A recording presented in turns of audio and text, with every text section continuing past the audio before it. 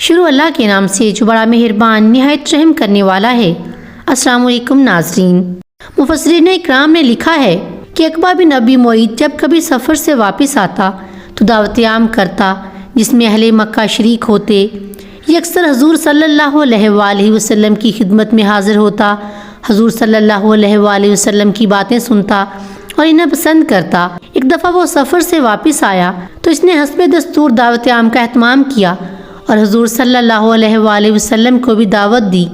حضور صلی اللہ علیہ وآلہ وسلم نے فرمایا، جب تک تم مشرف باسلام نہ ہو میں تیری دعوت قبول نہیں کروں گا۔ چنانچہ اس نے کلمہ شہادت پڑھا اور اپنے اسلام کا اعلان کر دیا۔ ابی بن خلف سے عقبہ کا بڑا یارانہ تھا۔ اس نے سنا تو آ کر کہا، اے عقبہ، سنا ہے تو مرتد ہو گیا ہے؟ اس نے کہا، ہرگز نہیں، میں نے محض ایک غرض کے لیے اسلام کا اظہار کیا ہے۔ ابی کہنے لگا، میں تم سے اس وقت تک راضی نہیں ہوں گا جب تک تو اس کے پاس جا کر ایسی گستاخیاں نہ کرے۔ عقبہ اپنے یار کو خوش کرنے کے لیے حضور صلی اللہ علیہ وآلہ وسلم کے پاس گیا اور ساری گستاخیاں کیں جن کی فرمائش اس کے یار نے کی تھی، یہاں تک کہ اس نے رخ انور پر تھوک دیا، معاذ اللہ۔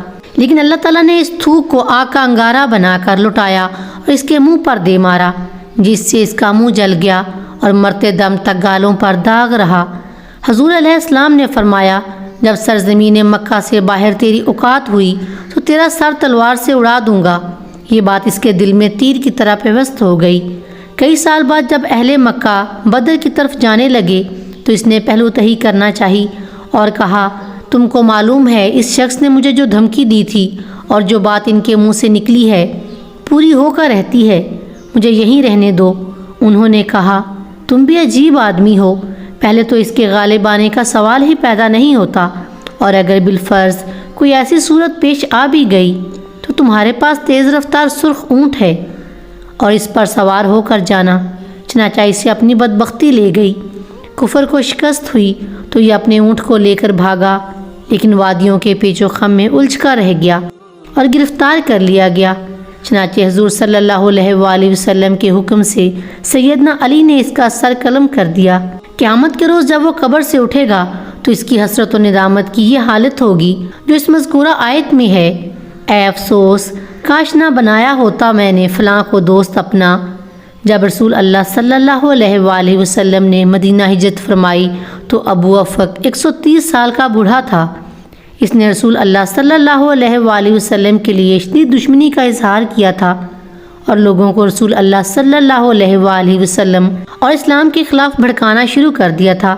بدر کی فتح عظیم کے بعد اس نے عداوت میں اور تند و تیزی پیدا کی اور نظمیں لکھنی شروع کر دیں جن میں غلیظ اور گستاخانہ زبان استعمال کی۔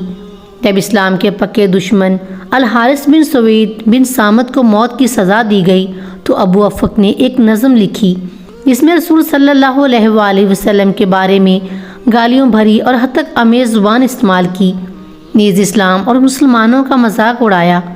رسول اللہ صلی اللہ علیہ وآلہ وسلم نے نظم سنی تو کہا، تم میں سے کون اس غلیظ بد کردار آدمی کو ختم کرے گا؟